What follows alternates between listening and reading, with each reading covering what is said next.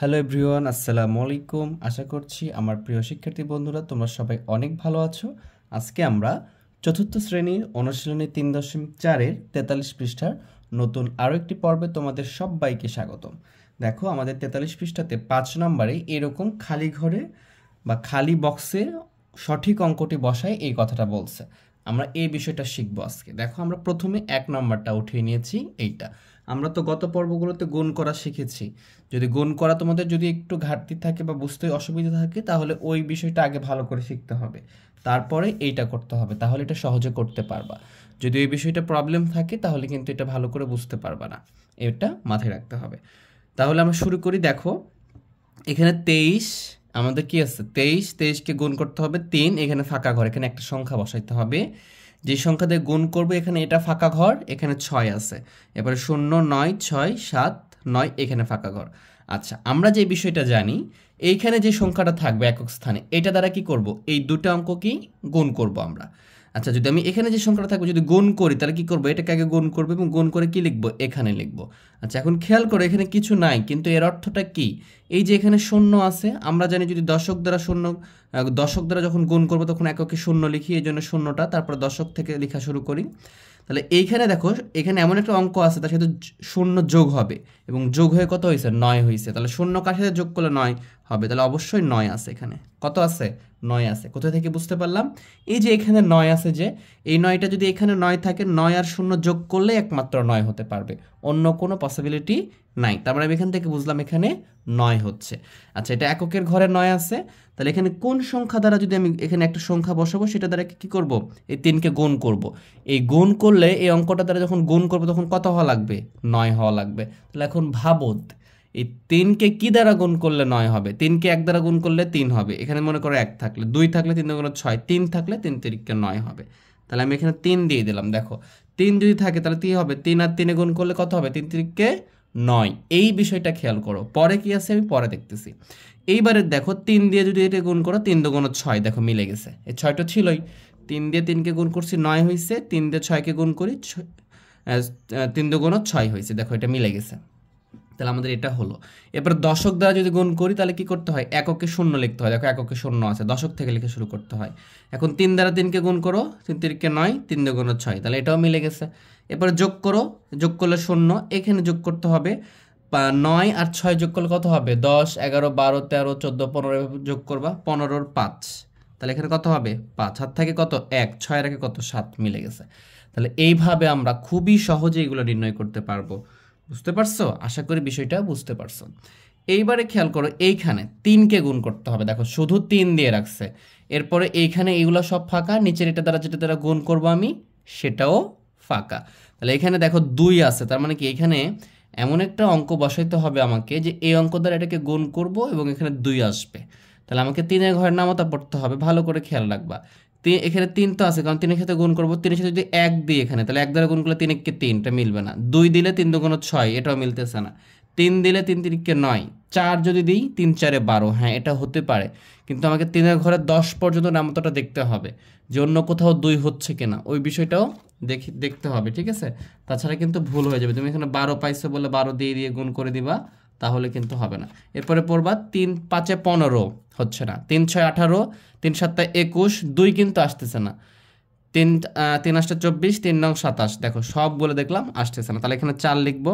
3 4-এ 12 2, 3 4-এ কত হয়েছে, 3 4-এ হয়েছে 12 2। বুঝতে পারছো, হাতে থাকে কত, আমাদের হাতে থাকে কিন্তু 1, এই একটা হাতে রাখতে হবে, এই একটা পরেরটার সঙ্গে গুণ করে যোগ করব। তাহলে এই যে 1, এর সাথে এমন একটা সংখ্যার সাথে 4টা গুণ করব, গুণ করে আবার এখানে 7 হওয়া লাগবে। কত হওয়া লাগবে, 7 হওয়া লাগবে। এই বিষয়টা মাথায় রাখতে হবে, ঠিক আছে। এখন যদি আমি খেয়াল করি, হাতের একটা ছিল, কিন্তু এখানে দেখো 3 4-এ 12 2, হাত থাকে 1। এখন আমি যদি এখানে কত নিলে তার সাথে 4 গুণ করব এবং 1 ওবার ওই গুণফলের সাথে 1 যোগ করব, তাহলে 7 মিলবে। তাহলে মনে করো এখানে আমি মনে করো যে 3 নিলাম, তাহলে 3 4-এ 12 আর 1-এ 13 হয় না। 4 নিলাম, যদি 4 নিই তাহলে কি 4 4-এ 16 আর 1-এ 17, 17 7 হয়, 17 7 কি হয়, এটা একটা অপশন, তাই বলে এটা লিখতে পারবা না। যদি তুমি এখানে 4 লিখো 17 7 হবে, কিন্তু পরেরটা মিলতেছে কিনা এই বিষয়টাও দেখতে হবে, ঠিক আছে। আমি যদি এখন 17-র হাত থেকে 1, যদি আমি এখানে কত নিত, এখানে যদি আমি 4 5 নিই, 4 5 20 আর 1-এ কত 21, মিলে না কিন্তু। বুঝতে পারছো? আমি যদি এখানে 5 নিই, 6 নিই, 4 6 24, এর চেয়ে বেশি হয়ে যায়, হবে না। তাহলে এইখানে আমি 4 নিতে পারবো না। 4 4 16 আর কি 17 হলো, পরেরটা কিন্তু মিলতেছে না। ঠিক আছে, তোমরা করে দেখবা। এরপর আমি ভাবি কি নিতে পারি। যদি আমি এখানে 5 নিই, 4 5 20, 6 নিলে 24, যদি 7 নিই 28, 8 নিলে 32, 9 নিলে 36, এইটা মিলতেছে। দেখো এখানে 9 দিলাম, 4 নং 36-এর 6 36, আর এখানকার হাতে 1 ছিল, 37-এর 7 হাত থেকে 3, আর এখানে যদি আমি 5 দিয়ে দিই, 4 5 20, আর 3 কত হচ্ছে 23 মিলে গেছে। বুঝতে পারছো? যদি তুমি এখানে 4 নিতা, দেখো এখানে মনে করো 4 নিছি, আমি 4 নিছি, তাহলে 4 4 16, আর 1 কি 17 7 হইতো, হাত থেকে কত 1, এই 4 5 20, আর 1 কত হতো 21, এটা কিন্তু মিলতো না। তুমি যদি এখানে 6 নিতা, 4 6 24, এর চেয়ে বেশি হয়ে যেত, কিন্তু এটা মিলতো না। বুঝতে পারছো? আর হাতের 1 25 হয়ে যেত। তাহলে এই দুইটা বিষয় খেয়াল রেখে আমাকে নিতে হবে।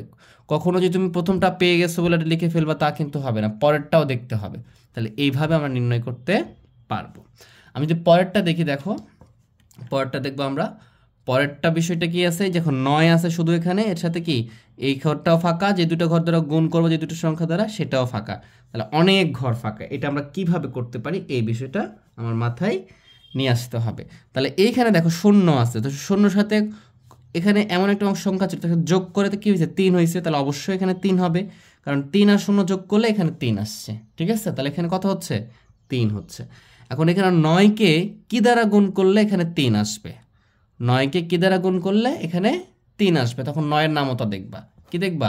9-এর ঘরের নামতা দেখবা। তাহলে আমাকে এই বিষয়টা মাথায় রাখতে হবে, 9-এর সাথে কি গুণ করলে 3 আসবে, একক ঘরে 3 আসবে। তাহলে এটা মুখস্থ রাখতে হবে আমার নামতাটা। আরেকটা বিষয় খেয়াল করো, আমরা যদি এইটা দেখি, দেখো আমি যদি 9-এর নামতা যদি মুখস্থ রাখি, তাহলে তো এটা আমার মাথায় থাকবে। এখানে দেখো এককের ঘরে 3 কোথায় আছে, দেখো এগুলো 6 5 4, এই যে এখানে 3 আছে। তাহলে যদি তুমি 9-এর সাথে 7 গুণ করো, তাহলে 7 নং 63 হবে। 7 নং কত হবে 63, 3 মিলবে। তাছাড়া কিন্তু অন্য কিছু গুণ করলে 3 কিন্তু আসবে না। তুমি এখানে 4 5 বা 8 9 দাও, 3 কিন্তু আসবে, কিন্তু 3 মিলতে হবে, কারণ এই 3টাই তো এখানে আসবে। ঠিক আছে, তাহলে এইভাবে আমাকে ভেবে ভেবে করতে হবে। ঠিক আছে, এখন এখানে 3 আসলো, 7 নং 63-র 3, হাত থাকে কত, হাতে থাকে কিন্তু আমাদের 6, হাতে থাকে কত, দেখো 63 3 লিখছি, যে হাতে 6 থাকলো না, 6 থাকলো।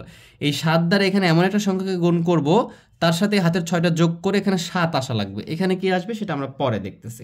ঠিক আছে, তাহলে আমাকে ভাবতে হবে 7-এর ঘরের নামতা। কার ঘরের নামতা ভাবতে হবে? 7-এর ঘরে। দেখো আমরা 7-এরটাও লিখে রাখছি, যদি 7-এরটা কোনটা আসতে পারে, এইখানে সবগুলো আসতে পারে, কিন্তু এখানে 7 আসা লাগবে। দেখো 3 7 21, আর এখানে হাতে ছিল কত 63 6, 6 আর 21 কত হবে 27। তাহলে এটা কিন্তু তুমি নিতে পারবা। দেখো অন্য যে কোনোটা নাও, এটা কিন্তু আর মিলবে না, এটা কিন্তু মিলবে না। বুঝতে পারছো? তাহলে এখানে 3 নিলাম, তাহলে 3 7 21, আর এখানে যে 7 নং 63-র 3 হাতে ছিল 6, আর 3 7 21 আর 6 কত হবে 27। এই যে দেখো 7টা মিলিয়ে ফেললাম। তাহলে এইভাবে বুদ্ধি করে আস্তে ধীরে মিলাইতে হবে, এবং অবশ্যই সূত্রটা মাথায় রাখতে হবে। ঠিক আছে, তাহলে আমাদের দেখো এই লাইনটা কমপ্লিট। এখন আমি এইখানে কি একটা অঙ্ক লিখবো না, এই অঙ্ক দ্বারা তো গুণ করব। যদি গুণ করি তাহলে কি এককের ঘরে 10 শূন্য লিখবো, কারণ এটা দশক দ্বারা, এখানে শূন্য লেখাই আছে, কিন্তু তারপরে এইখানে কত হবে এইটা কিন্তু আমাকে বুঝতে হবে। এখানে শুধুমাত্র এটা বোঝার জন্য 1 দিয়ে রাখছে। কি দিয়ে রাখছে? শুধুমাত্র 1 দিয়ে রাখছে, এটা মিলাইতে হবে। তাহলে আমি এখানে কত দ্বারা গুণ করতে পারি, দেখো মনে করো এখানে আমি 2 দ্বারা গুণ করলাম, 2 নিচ লিখছি মনে করো, তাহলে কত হবে দেখো, আমি গুনবো 2 যদি করি, তাহলে 9 দুগুণ কত হবে 18-র 8 লিখলাম, হাত থাকে কত 1। এরপরে যদি তুমি 2 দ্বারা 3-কে গুণ করো, তাহলে কত হচ্ছে 2 3 দুগুণ 6, আর 1 কত 7, এই যে 1 কিন্তু মিলতেছে না। এরপরে 3 নিবা, এইভাবে চেক করতে হবে। ঠিক আছে, 3 নিলাম, তাহলে 3 নং 27-এর 7, 3 নং 27-এর কত 7, হাতে থাকে কত 2, 3 3-কে 9, আর 2 কত 11, এই যে এখানে কিন্তু 1 মিলছে। বুঝতে পারছো? তাহলে তুমি 3 নিতে পারবা। এইভাবে চেক করে করে নিতে হবে।